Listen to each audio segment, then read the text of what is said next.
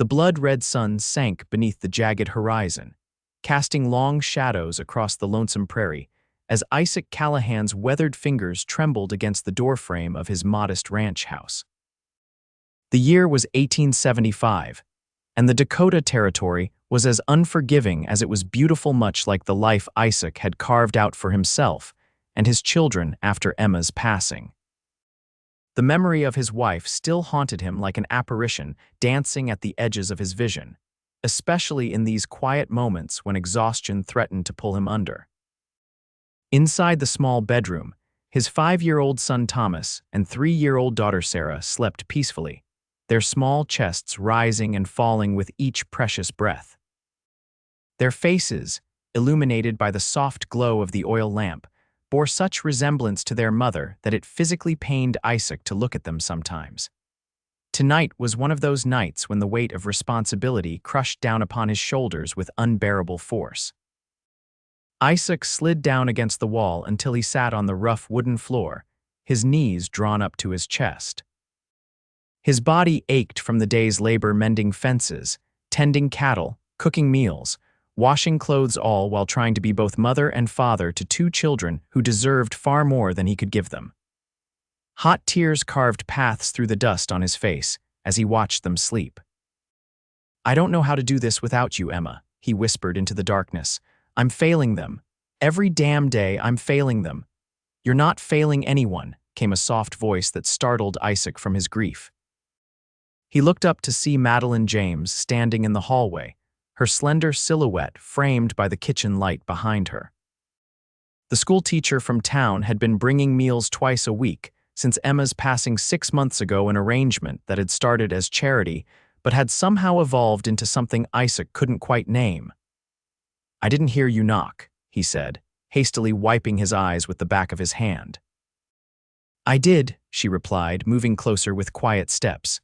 "3 times. When you didn't answer, I got worried. The door was unlocked." Madeline lowered herself to sit beside him on the floor, her calico dress pooling around her. At 28, she was 4 years younger than Isaac, with auburn hair pulled back in a simple bun and eyes that reminded him of the sky after a storm, clear and full of promise. "They look like angels when they sleep," she observed, her gaze settling on the children. "They're the only angels I've got left in this world," Isaac responded, his voice breaking. Madeline turned to face him, her expression gentle but resolute. "Isaac, it's okay to rest. You don't have to carry this burden alone every minute of every day. If I rest, who'll take care of them?" He asked, gesturing toward his sleeping children. "Who'll make sure they're fed and clothed and safe?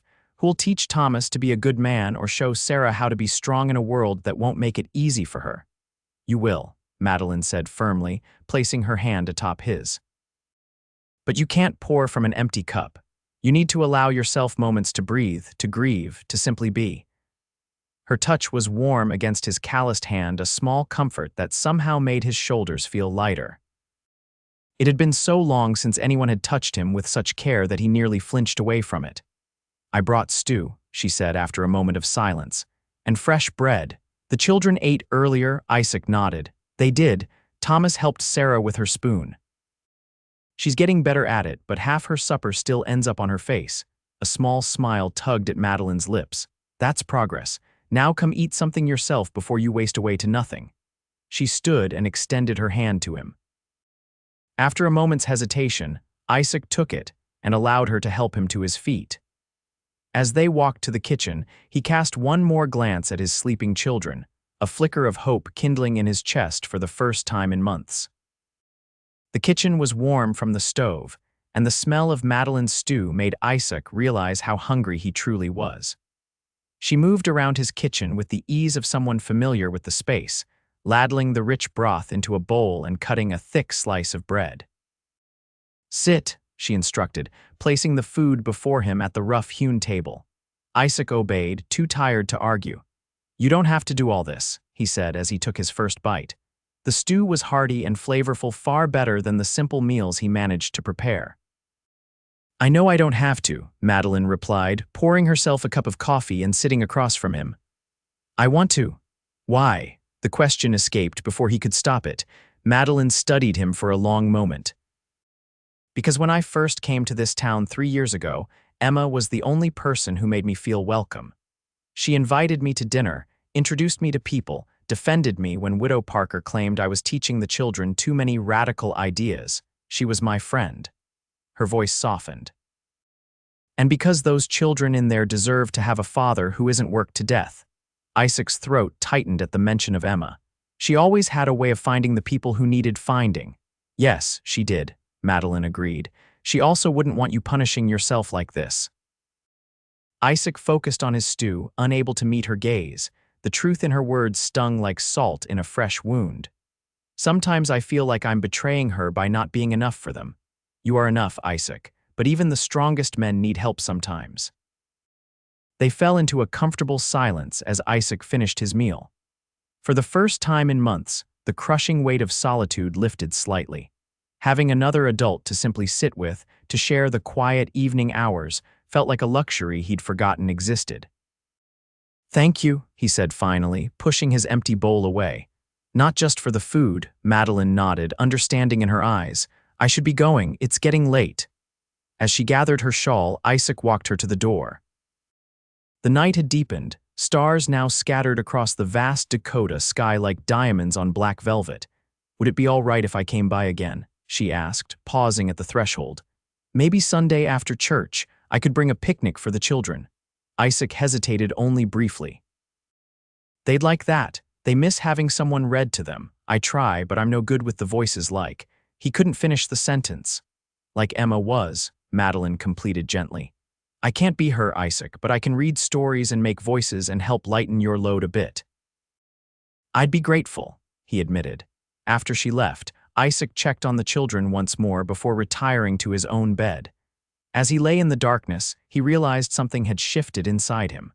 The grief was still there, it would always be there, but alongside it was a tentative seed of possibility.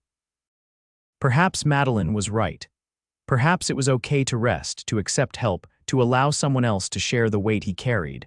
For the first time in 6 months, Isaac Callahan slept through the night. The following Sunday dawned clear and mild, a perfect spring day that seemed designed to coax people outdoors after the long, harsh winter. Isaac dressed Thomas and Sarah in their church clothes, combing their hair and wiping faces that seemed determined to attract dirt no matter how recently they'd been cleaned. "Is Miss James really coming for a picnic?" Thomas asked as Isaac struggled with his son's stubborn cowlick. "She is," Isaac confirmed, "and you'll mind your manners, won't you?" "Yes, sir," Thomas replied, then added hopefully, "Will she bring cookies again?" Isaac smiled despite himself. "I don't know, son, but it's not polite to ask for treats." Sarah, who had been unusually quiet, suddenly piped up. "Is Miss James going to be our new mama?" The question hit Isaac like a physical blow. He knelt down to his daughter's eye level, choosing his words carefully. "No, sweetheart. Miss James is a friend who's being kind to us. No one will ever replace your mama." Sarah's lower lip trembled slightly. "But I don't remember Mama very good anymore." Isaac pulled her into a tight hug, fighting back his own emotions. "Then I'll tell you about her every day so you never forget. She had hair the same color as yours and the prettiest laugh you ever heard. And she loved you both more than anything in this world." The church service passed in a blur for Isaac. He sat in the same pew he'd shared with Emma, the children fidgeting beside him, while Reverend Parker delivered a sermon about new beginnings. Isaac found his gaze repeatedly drawn to Madeline, who sat 3 rows ahead with several other unmarried women from town. She wore a blue dress that complemented her auburn hair, which today was styled more elaborately than her usual practical bun. When she turned once and caught him looking, she offered a small smile that caused an unexpected warmth to spread through his chest. After the service, as people gathered outside to socialize, Isaac noted the curious glances cast in his direction when Madeline approached with a wicker basket. "Good morning," she greeted them. "I hope I'm still welcome for that picnic. Miss James," Thomas exclaimed before Isaac could respond. "Did you bring your book of stories?" Madeline laughed. "I did indeed, and I thought we might find a nice spot by the creek if your father approves." Isaac nodded, acutely aware of Widow Parker watching them with narrowed eyes from the church steps. "That sounds fine. We can take the wagon." The creek that ran through Isaac's property was one of the few places he still found genuine peace. The water bubbled over smooth stones, creating a soothing melody that had always calmed him. Cottonwood trees provided dappled shade, and wildflowers dotted the grassy banks with splashes of color. Madeline spread a blanket beneath the largest tree while the children immediately removed their shoes to wade in the shallow water. "Not too deep," Isaac called out automatically. "And watch for your sister, Thomas. They'll be fine," Madeline assured him, unpacking the basket.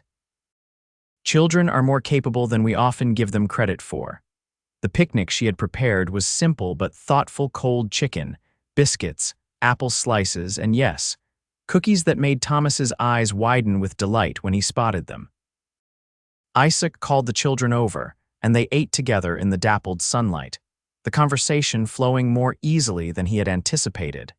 After they had eaten, Madeline produced her book of folk tales and began to read.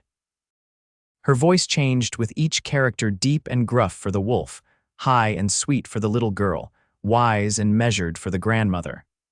The children were entranced, and Isaac found himself equally captivated, not just by the story but by the storyteller.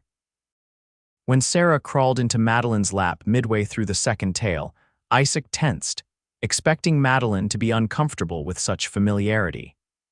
Instead, she simply adjusted her position to accommodate the little girl, continuing the story without missing a beat. Later, as the children played nearby, Madeline and Isaac sat in companionable silence watching them. "You're very good with them," Isaac observed. "Have you always had a way with children? Teaching suits me," she replied. "I never had siblings of my own, so my students have become something of a surrogate family. You never wanted children of your own?" The question was more personal than he had intended. Madeline looked thoughtful. I do, but life doesn't always follow the path we expect." She hesitated before adding, "My fiancé died in the war. By the time I had healed enough to consider marriage again, I found myself approaching an age where many consider a woman past her prime." "I'm sorry," Isaac said, genuinely moved by her revelation. "About your fiancé." "It was a long time ago," she said with a small shrug, though her eyes held old grief. "We all carry our burdens, don't we?" Before Isaac could respond, Thomas came running up, excitement evident in his flushed face. "Pa, I found a turtle, come see." The moment passed, as Isaac allowed himself to be pulled away to examine his son's discovery. But something had shifted between him and Madeline, a mutual recognition of shared loss that created a new dimension to their evolving friendship. As the sun began its descent, Isaac loaded the children and the picnic remnants into the wagon. Madeline sat beside him on the drive back to the main house, the children drowsy in the back. "Would you like to stay for supper?" Isaac asked as they approached the house. "It won't be anything fancy, but there's plenty." Madeline hesitated. "People will talk, Isaac." He knew she was right. In a small town like theirs, a single woman spending too much time with a widower would inevitably cause gossip. "Let them," he said with sudden resolve. "You're helping a friend and his children. There's no shame in that." After a moment's consideration, Madeline nodded. "Then yes, I'd like to stay." Supper was a simple affair of beans, cornbread, and the last of Madeline's chicken. The domesticity of the scene wasn't lost on Isaac. The four of them gathered around the table, Sarah occasionally giggling at Thomas's jokes, Madeline helping to serve and clean up as though she belonged there. It was while washing the dishes together that Isaac found the courage to speak what had been on his mind all day. "I've been thinking about what you said," he began, keeping his voice low so the children, now playing quietly in the next room, wouldn't hear. "About it being okay to rest, to accept help." Madeline's hands stilled in the soapy water. And I think you were right," Isaac admitted. "I've been trying to do everything myself because I thought that's what Emma would want for me, to be strong for the children. But maybe being strong means knowing when you can't do it all alone." Madeline dried her hands on a towel, her expression serious. "What are you saying, Isaac?" He took a deep breath. "I'm saying that I'd like your help if you're still offering it. Not just the occasional meal or Sunday picnic, but more regularly. The children respond to you in a way they haven't to anyone since Emma and I." He faltered, struggling to articulate feelings he barely understood himself. "And you," Madeline prompted gently.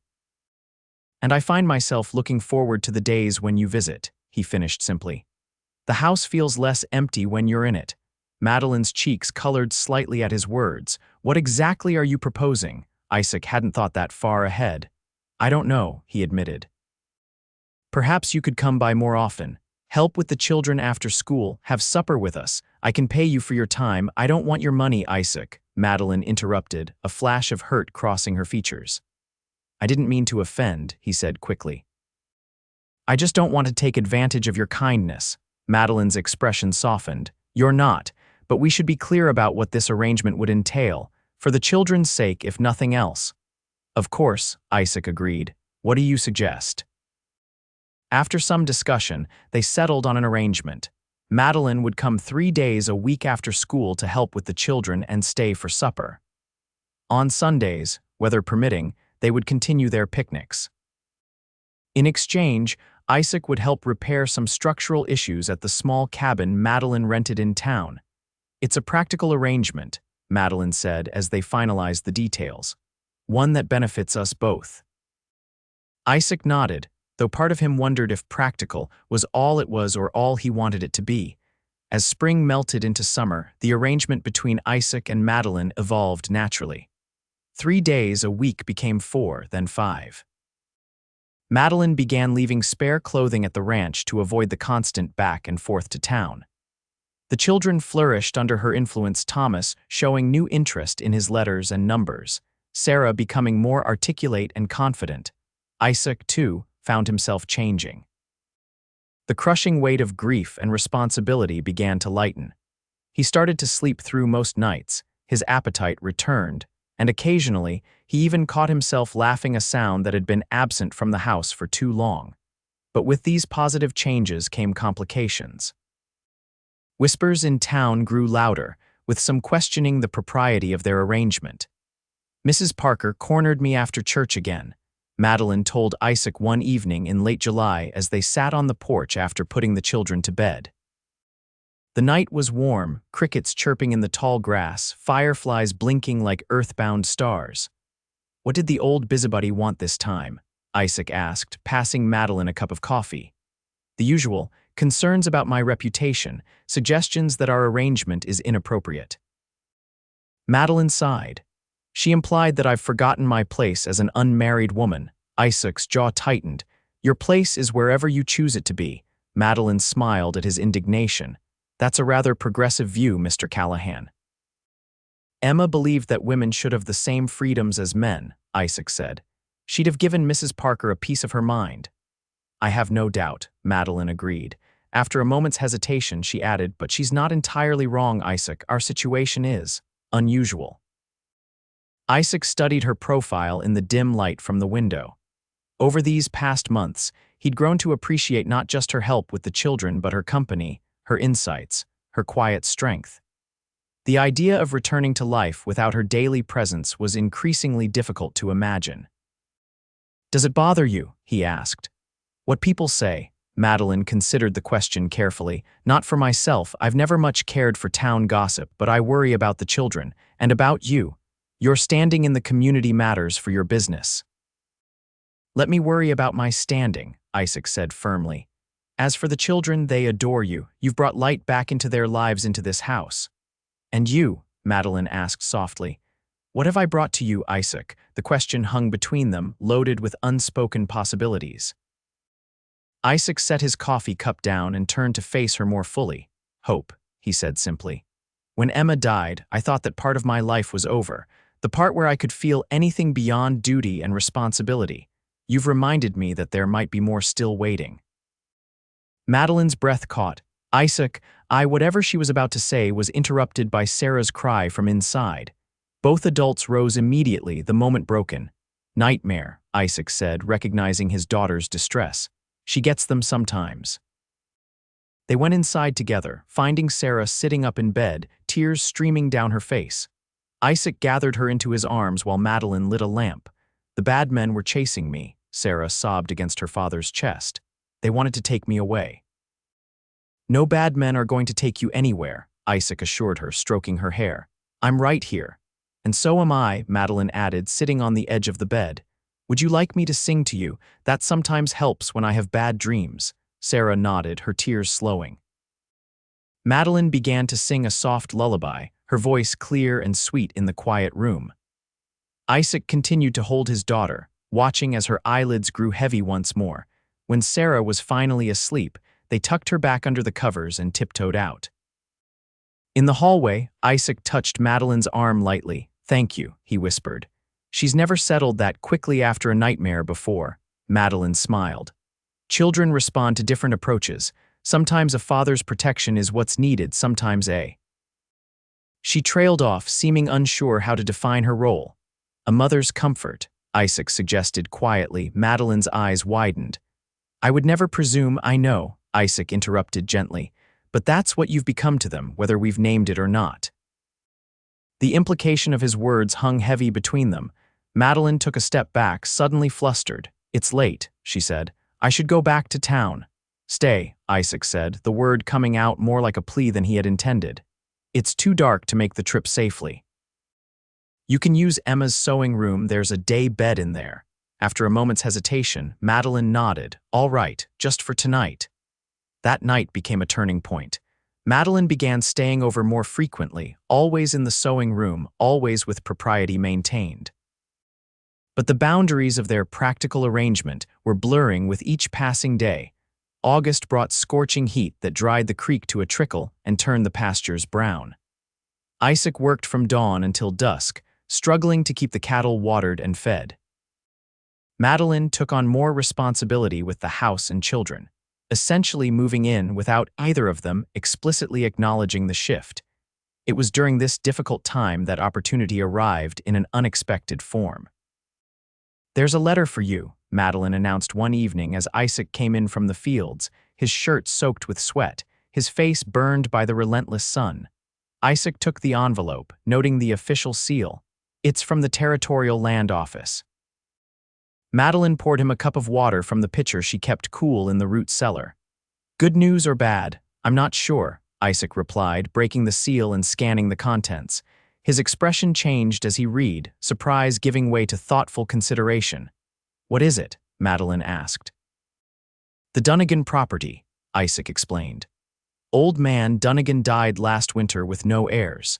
His land borders mine to the north. It's got better water access and about 100 acres of good grazing land. The territory is offering it for sale at a reasonable price before putting it up for general auction." "That sounds like an opportunity," Madeline observed. "Could you afford it?" Isaac ran a hand through his hair. "Maybe, with what I've saved and if I sell some of the herd early. But it would be tight, very tight. But worth it in the long run, absolutely," Isaac said without hesitation. "That water access alone would change everything, especially in summers like this one." Madeline's face lit up with sudden inspiration. "I have some savings," she said. "From my teaching and a small inheritance from my parents, not a fortune, but enough to help." Isaac was already shaking his head before she finished speaking. "I couldn't take your money, Madeline." "It wouldn't be taking," she argued. "It would be investing. We could work out terms, make it official. I'd be a partial owner." The idea struck Isaac silent. It wasn't just the financial implications, but what it suggested about their future: a permanent entanglement, a shared venture that would bind them beyond their current undefined arrangement. "You'd want that," he asked finally, "to tie your future to this place, to us." Madeline met his gaze steadily. "I think I already have, haven't I? This is just acknowledging it on paper." The truth of her words resonated deeply. Over these months, Madeline had integrated herself into their lives so completely that imagining the ranch without her was nearly impossible. She had brought order to their chaos, joy to their grief, and a steady presence that all of them had come to rely on. "We should discuss this properly," Isaac said. "After the children are in bed." That evening, after Thomas and Sarah were tucked in, Isaac and Madeline sat at the kitchen table with papers spread before them. Isaac had calculated what he could contribute, what the land would cost, and what improvements would be needed immediately. "With your savings added, we could make it work," he concluded. "But I want to be clear about what this means. You'd legally own a percentage of the combined property." And if things change between us, Madeline asked, the question delicate but necessary. If this arrangement ends, Isaac hadn't allowed himself to consider that possibility. Then you'd still own your share. We could work out a buyback agreement if that makes you more comfortable. Madeline studied him for a long moment. Is that what you want? A business partnership? Isaac set down his pencil, suddenly aware that they were discussing much more than land. No, he admitted quietly, that's not all I want.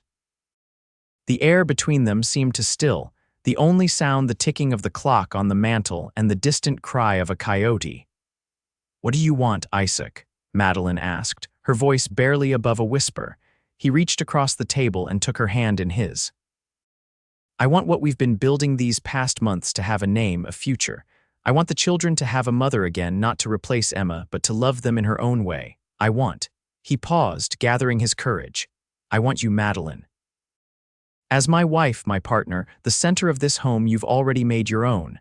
Tears welled in Madeline's eyes, but she didn't pull her hand away. I've been afraid to hope for that, she confessed. Afraid that I was just convenient help, afraid that you couldn't possibly feel for me what I've come to feel for you. And what is that? Isaac asked, his heart pounding so loudly he was certain she must hear it. Love, Madeline said simply. I love you, Isaac Callahan. I love your children. I love this life we've been pretending isn't already ours. Isaac rose from his chair and moved around the table, kneeling beside her. Then marry me, he said. Make it real. Let's buy this land together and build something that will last beyond us for Thomas and Sarah, for any other children we might be blessed with. Madeline's tears spilled over, but she was smiling. Yes, she whispered, leaning down to press her forehead against his. Yes to all of it. Their first kiss was gentle, tentative, the sealing of a promise that had been forming since that first night when she found him weeping by his children's bedside. When they broke apart, both were smiling through tears. When? Madeline asked. When should we marry? As soon as possible, Isaac replied without hesitation.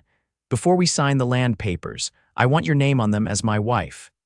They agreed on a simple ceremony with Reverend Parker in 2 weeks' time. Just enough time to make proper arrangements, but not so long that they'd lose the opportunity on the Dunnigan property. The next morning, Isaac and Madeline sat the children down to share their news. Miss James and I have something important to tell you, Isaac began, glancing at Madeline for support. We're going to be married, Madeline said gently. I'll be living here permanently as part of the family. Thomas looked between them, processing this information with a seriousness beyond his years. Will you be our new mama then? He asked finally. Madeline knelt down to his eye level. I will be your stepmother, she explained. Your mama will always be your mama, and we will always honor her memory. But yes, I'll be a mother to you in all the ways that matter day to day. Will you still read us stories? Sarah wanted to know, her practical concerns making both adults smile. Every night, Madeline promised. And you'll never leave, Thomas pressed, a hint of anxiety in his young voice. Not like Mama did. Isaac joined Madeline on his knees before the children. Madeline isn't going anywhere, he assured his son. We're going to be a family, all four of us together. To Isaac's surprise, it was Thomas who moved first, throwing his arms around Madeline's neck in a fierce hug. Sarah quickly followed suit, creating a tangle of arms that Madeline welcomed with a tearful laugh. Isaac watched them, his heart so full it felt it might burst. This was what Emma would have wanted. He realized not for him to suffer alone, but to find happiness again, to give their children the love of two parents, to build a future from the ashes of what they had lost. The next 2 weeks passed in a whirlwind of preparations. Isaac rode to town to file initial paperwork for the land purchase, making it clear that the final documents would include Madeline's name as his wife. Madeline spoke with the school board about her position, arranging to finish the current term before considering whether to continue teaching or devote herself fully to the ranch. The wedding itself was modest but joyful. Madeline wore a new dress of pale blue, silk, her one extravagance for the occasion. Sarah served as her flower girl, solemnly dropping wild daisy petals along the church aisle, while Thomas stood proudly beside his father as best man. the gold pocket watch that had belonged to Isaac's father temporarily entrusted to his care. Reverend Parker, despite his wife's prior misgivings about their arrangement, performed the ceremony with genuine warmth. The small church was filled with well-wishers, fellow ranchers, parents of Madeline's students, and even Widow Parker, who had apparently decided that marriage legitimized what she had previously considered scandalous. "Do you, Isaac Callahan, take this woman to be your lawfully wedded wife?" The Reverend asked. Isaac's voice was clear and certain. "I do. And do you, Madeline James, take this man to be your lawfully wedded husband?" Madeline's eyes shone with tears of joy. "I do. Then, by the power vested in me, I now pronounce you husband and wife. What God has joined together, let no man put asunder." Their kiss was brief but tender, mindful of the audience but unable to completely contain the depth of feeling behind it. Thomas clapped enthusiastically while Sarah bounced on her toes with excitement, drawing laughter from the congregation. The celebration afterward was held at the ranch, with neighbors bringing food and music. Children played tag in the yard while adults danced to fiddle music under the late summer sky. Isaac found himself watching his new wife as she moved among their guests, her face animated as she spoke with friends and neighbors who now treated her with the respect accorded to a married woman, rather than the subtle condescension often shown to spinsters. When evening fell, the guests departed with final congratulations, leaving the new family alone. The children, exhausted from excitement, fell asleep almost instantly, allowing Isaac and Madeline a rare moment of privacy on the porch. "Mrs. Callahan," Isaac said, testing the name as he handed her a glass of the special cider they'd saved for the occasion. Madeline smiled. "I rather like the sound of that." "As do I," Isaac agreed, sitting beside her on the porch swing. "Are you happy, Madeline, truly?" She turned to him, her expression serene in the lamplight. "Happier than I ever thought possible," she said honestly. 6 months ago, I was resigned to a life alone. Now I have a husband, 2 beautiful children, and a future full of possibilities." Isaac took her hand, running his thumb over the simple gold band he'd placed there hours before. "When Emma died, I thought my heart went with her," he confessed. "I never imagined I could feel this way again, that I could love someone new without somehow betraying her memory. And now—" Madeline asked softly. "Now I understand that the heart doesn't divide love, it multiplies it," Isaac said. "What I feel for you doesn't diminish what I felt for her, it honors it." Madeline leaned against his shoulder. "I think she would approve, don't you, of what we've built here?" "I know she would," Isaac said with certainty. "She always wanted the children to grow up in a home filled with love. You've helped make that possible again." They sat in comfortable silence as night deepened around them, the future stretching before them not without challenges, certainly, but rich with promise. Later that night, Isaac stood in the doorway of the children's room, watching them sleep. But this time, when tears came to his eyes, they were not tears of despair but of gratitude. And this time, when Madeline came to stand beside him, her hand slipping naturally into his, he didn't try to hide them. "It's still okay to feel it all," she whispered, echoing her words from that first night. "The joy and the grief, the past and the present." "I know," he replied, drawing her closer, "but the weight is easier to bear when shared." Together they watched over the sleeping children for a moment longer before turning toward their own room and the new life that awaited them. The first year of their marriage brought both joy and challenges. The expanded ranch required more work than ever, but with Madeline working alongside him, Isaac found the burden less crushing. They hired a local boy, Joshua Peterson, to help with the cattle during the busiest seasons, allowing Isaac more time with his growing family. By the following spring, their joy multiplied with the news that Madeline was expecting a child. The announcement was met with exuberance from Sarah, who had been praying for a baby sister, and thoughtful consideration from Thomas. "Will you love the new baby more?" He asked his father one evening as they mended fences together, man's work, as Thomas proudly called it. Isaac set down his hammer, giving his son's question the serious attention it deserved. "No, son, that's not how love works in a family. Each child holds a special place in a parent's heart, different but equal in importance.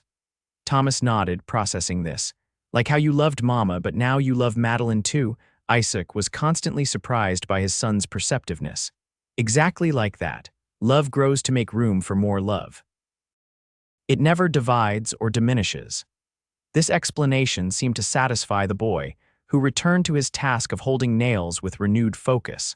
As Madeline's pregnancy progressed, the family settled into new rhythms. She had resigned from teaching after completing the previous term, focusing instead on preparing for the new arrival and continuing Sarah's education at home. The little girl was thriving under her stepmother's tutelage, showing a natural aptitude for reading that delighted both parents. The summer of 1877 was more forgiving than the previous year's drought, with regular rainfall keeping the pastures green and the creek flowing steadily. The cattle flourished, and the additional land proved its worth many times over, providing not just better water access, but also protection from the occasional range disputes that troubled other areas. It was a warm September evening when Madeline's labor began. Isaac sent Thomas riding for the midwife, Mrs. Fletcher, while he settled Sarah with their nearest neighbors, the Millers. By the time he returned, Madeline was pacing the bedroom, her face flushed with exertion. "The baby's coming quickly," she told him, gripping his hand through a contraction. Mrs. Fletcher might not make it in time. Fear gripped Isaac's heart, memories of Emma's difficult delivery with Sarah threatening to overwhelm him. "What can I do?" he asked, fighting to keep his voice steady. Madeline, despite her pain, managed a reassuring smile. "Just stay with me. I've assisted at enough births to know what to do if she doesn't arrive in time." Fortunately, Mrs. Fletcher arrived within the hour, her experienced hands and calm demeanor bringing order to the situation. She shooed Isaac from the room with instructions to boil water and prepare clean linens, tasks he performed with mechanical precision while trying not to think about what was happening behind the closed bedroom door. As the night deepened, Isaac found himself on the porch, staring up at the star-filled sky. The sounds of Madeline's labor had intensified, each cry cutting through him like a physical pain. He closed his eyes, offering a silent prayer to a God he'd questioned bitterly after Emma's death. "Please," he whispered into the darkness, "please let them both be safe." As if in answer, a new cry pierced the night, the lusty wail of a newborn taking its first breath. Isaac was on his feet and through the door before conscious thought could form, stopping only at the threshold of the bedroom when Mrs. Fletcher blocked his path. "Give us a moment to clean up," she said, her weathered face creased in a smile that told him everything he needed to know. "Your wife and daughter are doing just fine." A daughter. Another little girl. The news filled Isaac with a joy so intense it was almost painful. When he was finally allowed into the room, the sight before him stole his breath. Madeline, exhausted but radiant, cradled a tiny bundle against her breast. Her hair was damp with sweat, her face flushed, but her eyes shone with a fierce, triumphant love as she looked up at him. "Come meet your daughter," she said softly. Isaac approached the bed with reverent steps, lowering himself carefully beside them. The baby was small and perfect, with a dusting of dark hair and skin still flushed from the exertion of being born. "She's beautiful," he whispered, gently touching a tiny fist that immediately unfurled to grip his finger with surprising strength. "Just like her mother." Madeline leaned against him, their daughter secure between them. "What shall we name her?" They had discussed possibilities but made no final decision, wanting to see the child first.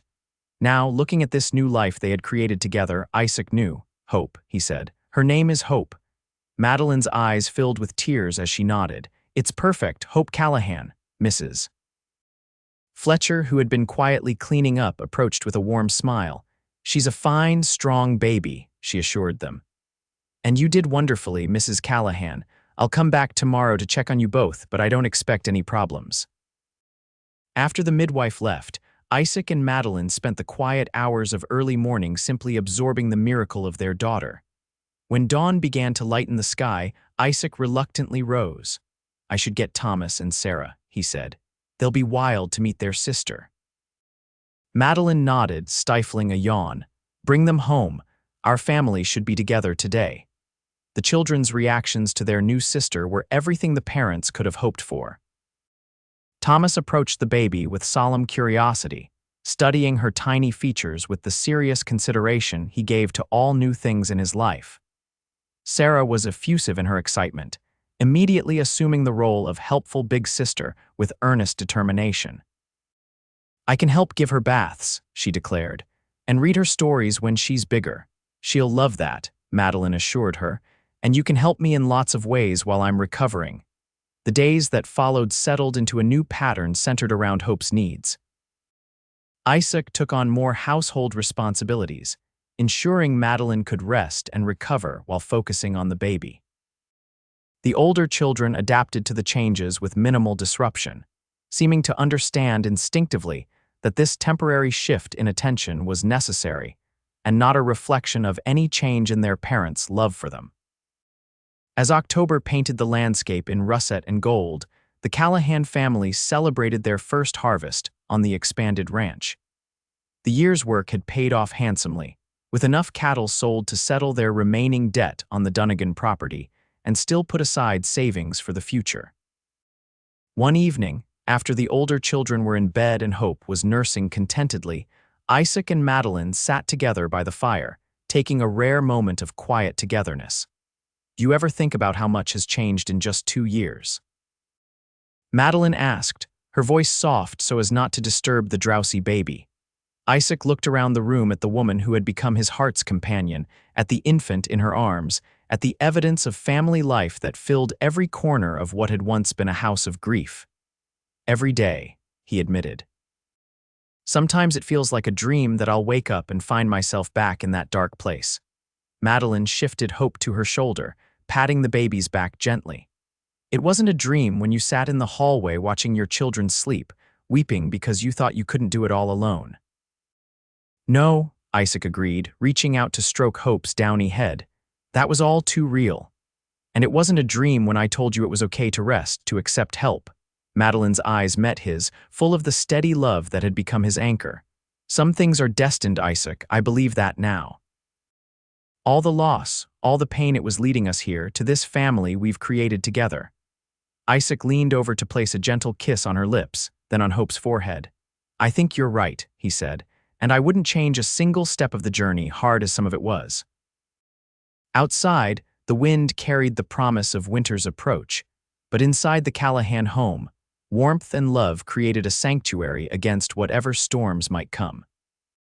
Isaac watched his wife and newborn daughter in the firelight, overwhelmed by gratitude for the second chance at happiness he'd never thought to find. The future stretched before them, a tapestry they would weave together, thread by thread, day by day, season by season. There would be challenges, certainly, but they would face them as they had faced everything since that first night. Together, with strength born of love and resilience forged through overcoming loss. As Hope drifted to sleep against her mother's breast, Isaac reflected on the words that had changed everything. "It's okay to rest." Such simple words, yet they had opened the door to healing, to hope, to a life rebuilt from ashes. And in that moment, surrounded by the family that was both his legacy and his future, Isaac Callahan knew with absolute certainty that he had found his rest at last. 5 years later, the Callahan Ranch had grown into one of the most prosperous in the territory. The original purchase of the Dunnigan property had been just the beginning. With careful management and strategic investments, Isaac and Madeline had acquired additional adjacent land, expanding their operation to include not just cattle but also horses and a small apple orchard that was Madeline's particular pride. Their family had grown as well. Hope, now an active 5-year-old with her mother's auburn hair and her father's determined spirit, had been joined 2 years later by a brother, Daniel, whose arrival had completed their family circle. Thomas, at 10, was showing all the signs of becoming a skilled rancher like his father. Tall for his age and serious-minded, he had recently begun taking on more responsibility with the livestock, his natural affinity for animals making him especially valuable during calving season. Sarah, 8 and precocious, was thriving in the small school that had been built 3 miles from their property. Her gift for learning had only intensified under Madeline's early tutelage, and she now read at a level far beyond her years, devouring any book she could get her hands on. The house itself had been expanded twice, first to add a proper bedroom for the older children when Hope arrived, and later to create a dedicated schoolroom, where Madeline continued to supplement the children's formal education with additional learning during the long winter months. Life was not without its challenges. The winter of 1880 had been brutal, with blizzards that trapped them indoors for weeks and claimed several head of cattle despite their best efforts. A dispute over water rights with a newly arrived rancher had required legal intervention before being resolved in the Callahans' favor. And there had been the terrifying week when Hope, just 3 at the time, had contracted a high fever that left her hovering between life and death before finally breaking. But through each trial, the foundation Isaac and Madeline had built proved solid. Their partnership in marriage, in parenting, in running the ranch, had only strengthened with each challenge overcome. The love between them had deepened from the initial spark of attraction and mutual need into something enduring and unshakable. It was on the anniversary of their wedding, 7 years to the day, since they had exchanged vows in the small church in town, that Isaac found himself once again standing in the doorway of the children's rooms late at night. The older two now had their own spaces, while Hope and Daniel shared the nursery that had once been Thomas and Sarah's. The ranch house was quiet, the children all sleeping soundly after a day of celebration. They had hosted a small gathering of friends and neighbors, with music and dancing in the yard and enough food to feed twice their number. Now, in the peaceful aftermath, Isaac moved from room to room, watching each of his children sleep. Thomas, already showing signs of the man he would become, one arm flung above his head, his face relaxed in sleep in a way it rarely was during waking hours. Sarah, curled on her side with a book still open beside her pillow, her long lashes casting shadows on her cheeks. Hope and Daniel in the nursery, the little girl's arm protectively draped over her younger brother, even in sleep. The sight of them safe, healthy, thriving filled Isaac with a gratitude so profound it brought tears to his eyes. Not the desperate tears of a man drowning in grief and responsibility, but the quiet tears of a man overwhelmed by blessings. He didn't hear Madeline's approach until she slipped her arm around his waist, leaning her head against his shoulder as she joined him in watching their youngest children sleep. "They're beautiful, aren't they?" she whispered. Isaac nodded, not trusting his voice for a moment. When he could speak, he said, "I was just thinking about how far we've come." Madeline understood immediately. "From that night when I found you weeping in the hallway." "Yes," Isaac confirmed. "I was so lost then, so certain I couldn't give them what they needed. And now." He turned to face her, taking in the woman who had saved him in every way a person could be saved. At 35, Madeline was more beautiful to him than ever. The years had added a few fine lines around her eyes, evidence of laughter and life, lived fully, and a quiet confidence that came from overcoming adversity and building something meaningful. "Now I know that we've given them exactly what they needed," Isaac said, reaching up to tuck a strand of hair behind her ear. "A home filled with love, stability, the freedom to grow into themselves, and each other's siblings who will always have each other's backs, no matter what life brings." Madeline's eyes shone in the low light from the hall lamp. "We've done well, haven't we? Despite everything, because of everything," Isaac corrected gently. "Every hardship, every joy, every moment of doubt and triumph, it's all part of who we are, who we've become together." They moved quietly away from the children's rooms, making their way to the porch where they often ended their days, watching the stars emerge over their land. The night was clear and mild, the scent of late summer flowers mingling with the earthier smells of the ranch. "I have something for you," Isaac said as they settled on the porch swing. "For our anniversary." Madeline looked surprised. "But you already gave me the brooch at dinner." Isaac smiled, reaching into his pocket. "That was for everyone to see. This is just for us." He handed her a small leather-bound book.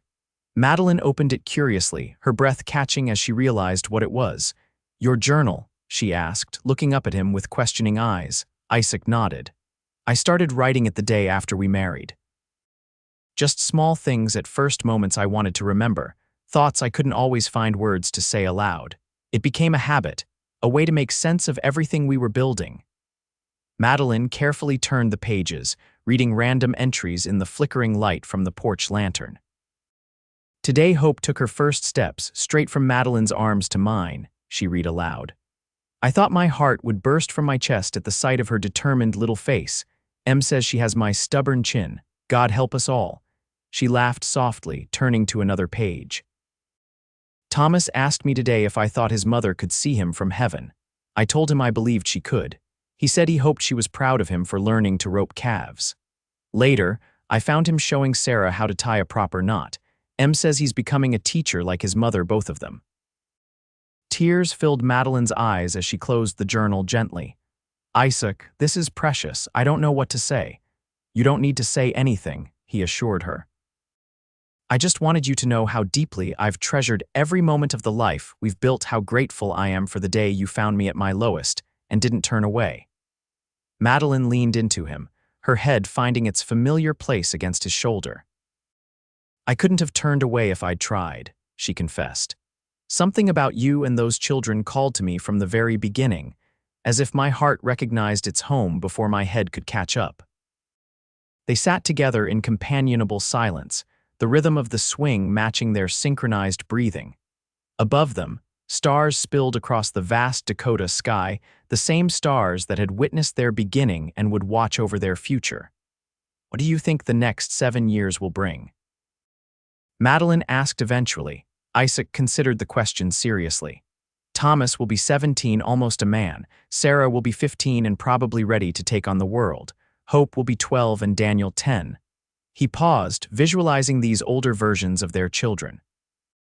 The ranch will be even stronger, God willing. And you and I will be right here watching it all unfold, growing older together. That sounds perfect, Madeline murmured. It won't be, Isaac replied honestly. Nothing ever is. There will be storms and setbacks, arguments and tears. But we'll weather it all, just as we have everything else. Madeline sat up to look at him directly. Do you know what I'm most proud of? She asked. Not the ranch or even the children, wonderful as they all are. I'm most proud of us, of what we've become together. Of the man you are now compared to the man I found that night, broken but still fighting. Isaac took her hands in his. I was drowning until you showed me it was okay to reach for help, to rest, to believe in second chances. And now, he smiled, bringing her hands to his lips. Now I'm the luckiest man in the territory with the finest ranch, the most beautiful wife, and 4 perfect children. Now I'm living a life I never dared to imagine possible in those dark days. As if to punctuate his words, a shooting star streaked across the sky above them, a fleeting moment of brightness against the eternal darkness.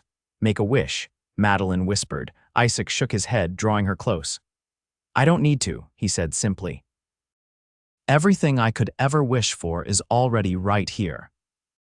In the quiet Dakota night, surrounded by the land they had nurtured and the home they had built, Isaac and Madeline Callahan held each other close, 2 souls who had found in each other not just love but redemption, renewal, and the courage to begin again. And in the rooms behind them, their children slept peacefully, secure in the knowledge that they were cherished, protected, and free to dream of their own futures, a legacy of love that would endure long after the prairie grasses had reclaimed the earth, and the stars had shifted in their ancient dance. For Isaac, who had once watched his children sleep and wept with the weight of solitary responsibility, the circle was complete. The broken man had been made whole, the fractured family rebuilt stronger than before, and the uncertain future transformed into a present filled with purpose and joy. It was, in every sense, enough.